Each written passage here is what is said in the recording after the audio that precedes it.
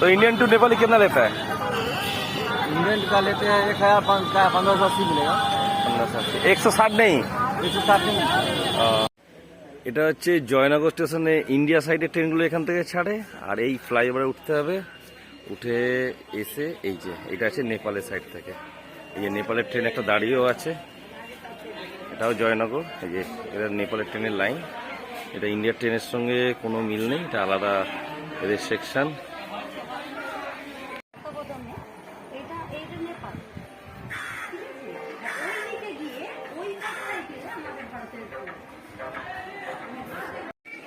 এটা ভারতের শেষ স্টেশন, মানে বিহারেরও শেষ স্টেশন। এরপরে নেপাল, এই নেপাল ট্রেন দাঁড়িয়ে আছে, এই ট্রেন ছাড়বে।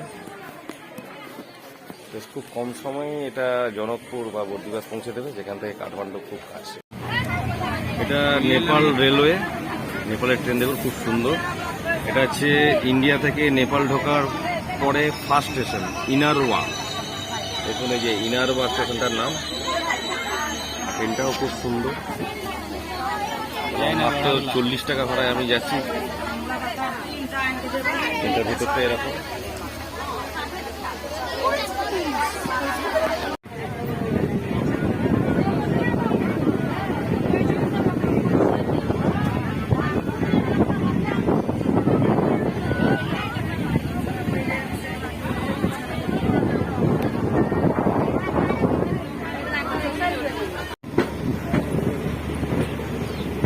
নেপালে রেলওয়ে স্টেশন একটা, খাজুরি স্টেশনটার নাম।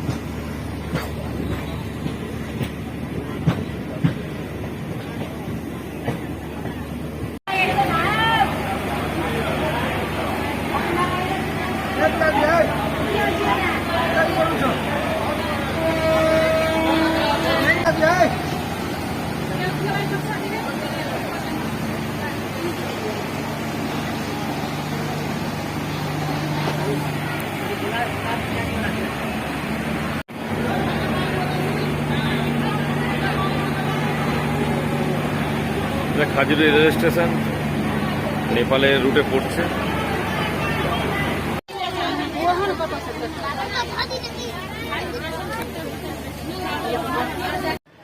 এটা হচ্ছে নেপালের জনকপুর ধাম রেলওয়ে স্টেশন।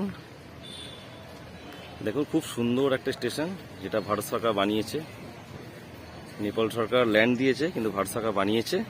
এবং এটা জয়নগর থেকে বিজলপুরা অব্দি আছে। বিজলপুরা হচ্ছে নেপালের বর্দিবাসের কাছে একটা স্টেশন। টোটাল লাইনটা হবে বর্দিবাস অব্দি, 70 কিলোমিটার মতো লাইন হবে। এখন পর্যন্ত 52 কিলোমিটার চালু হয়েছে। দেখুন এখানে ই রিক্সা, এটাকে সিটি সিটি সিটি সার্ভিস বলে। এখান থেকে জনকপুরের জানকী মন্দির 1 কিলোমিটার। খুব সুন্দর একটি রেলওয়ে স্টেশন।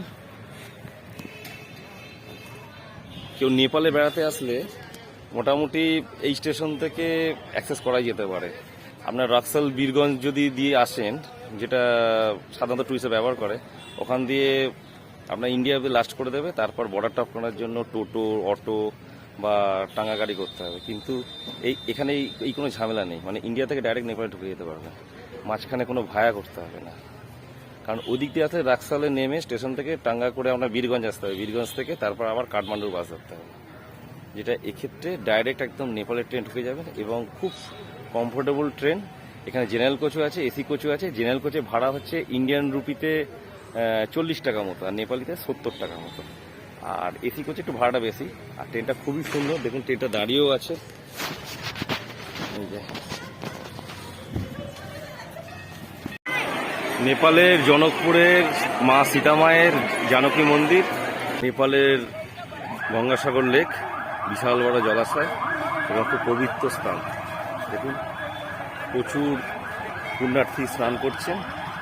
আর এদিকে আবার একটা লেক আছে, ওটার নাম হচ্ছে রতন লেক। আর এই গঙ্গাসাগর লেকের নামেই আমাদের শিয়ালদহ থেকে একটা জয়নগর ট্রেন আছে, তার নাম গঙ্গাসাগর এক্সপ্রেস। এইটা হচ্ছে রতন লেক। আর এই দিকেই রয়েছে জনক রাজার প্রাসাদ। এই দিকটা জনক রাজার প্রাসাদ বা জানকী মন্দির। কাঠমান্ডু থেকে এই বাসটা নগরকোটে এলো। এবার নগরকোট থেকে আমরা ফিরে যাচ্ছি কাঠমান্ডু। কাঠমান্ডু যাবো না, ভক্তপুরে নেমে যাব।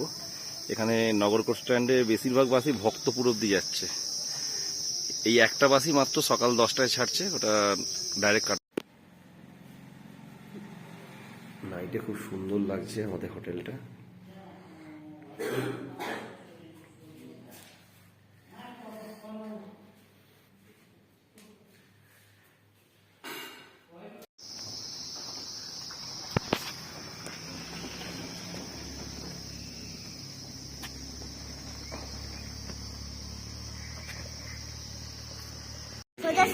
নেপালে পোখরাতে বসে রুটি আর চিকেন খাচ্ছি।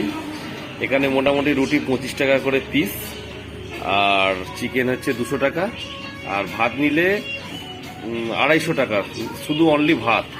আর মাংস ভাত খেলে 400, কোথাও 450, একটু কস্টলি। আমরা লাগেজ নিয়ে বেরিয়ে পড়েছি। এটা আরেকটা কেভ, যেটার নাম হচ্ছে মহেন্দ্র কেভ।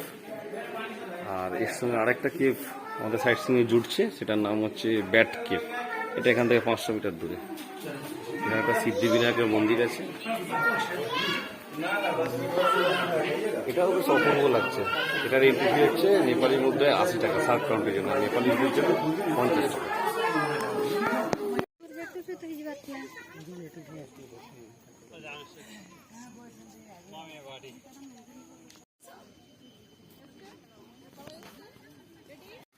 পোখরায় ঘুরতে এসে ফেওয়ালেকে নৌকো বিহার করবো না, তা আবার হয় নাকি?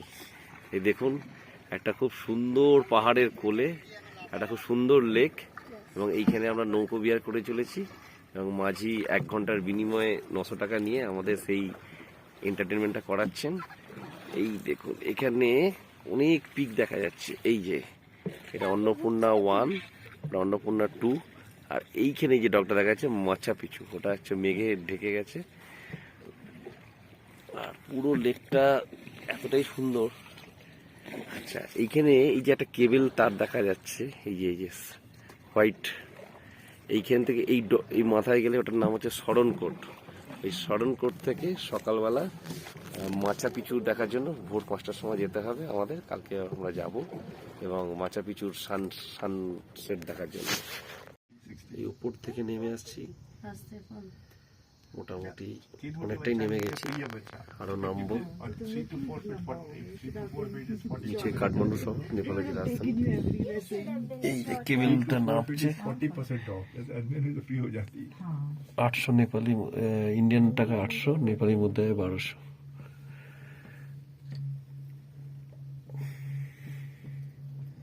আর পিছনে হিমালয়ান পিক গুলো দেখা যাচ্ছে। আছে কুমারী মন্দির, কাঠমান্ডু দরবার স্কোয়ারে।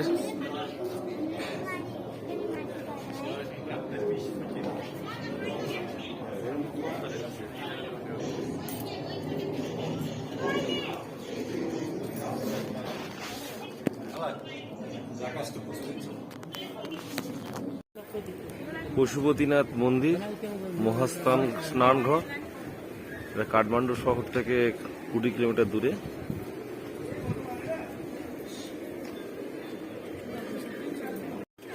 এই হলো নেপালে কাঠমান্ডুর পশুপতিনাথ মন্দির। দেখুন, প্রচুর পায়রাকে সবাই খাওয়াচ্ছে। এটা নেপালের কাঠমান্ডু শহর থেকে বেশ অনেকটাই দূরে, 15-20 কিলোমিটার দূরে। আর কাঠমান্ডু যে এয়ারপোর্ট রয়েছে, এয়ারপোর্ট থেকে মাত্র 1 কিলোমিটারও কম, 800 মিটার মতো ডিস্টেন্সে হবে। এই হচ্ছে গেটওয়ে।